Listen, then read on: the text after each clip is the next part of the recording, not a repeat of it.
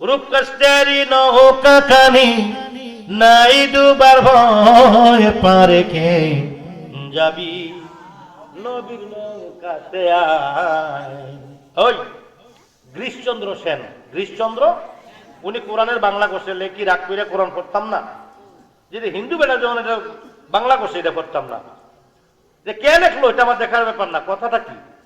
নবীকে মানে না যারা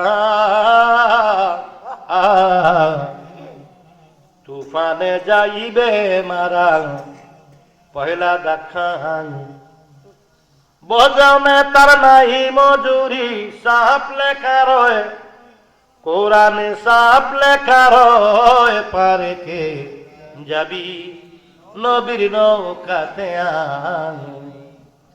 একজন মূর্খ মানে নিরক্ষর, মূর্খ না উনি জ্ঞানী, হয়তো অক্ষয় জ্ঞান জানতেন না। একজন নিরক্ষর লোক যদি নবীর শানে এই কথা বলতে পারে, আর আমরা আলেমরা কেমন বলা দরকার ছিল, কারণ নবী হলে আলেম, আমরা হইলাম আলেম। নবী হলো ইসলাম, আমরা হইলাম মুসলমান। নবী হলো ইমান, আমরা হলাম ইমানদার। নবী হলো ইমান, আমরা হলাম মোমেন। নবী হলো ইসলাম, আমরা হলাম মুসলমান। নবী হলো আলেম এলেম, নবী হলো এলেম, আমরা হলাম আলেম। আজকে এই আলেমদের মুখে নবীর শানে কত বেয়াদবি। আহা, তারা হবে দাজ্জালের চেলা। তারা কিসের চেলা?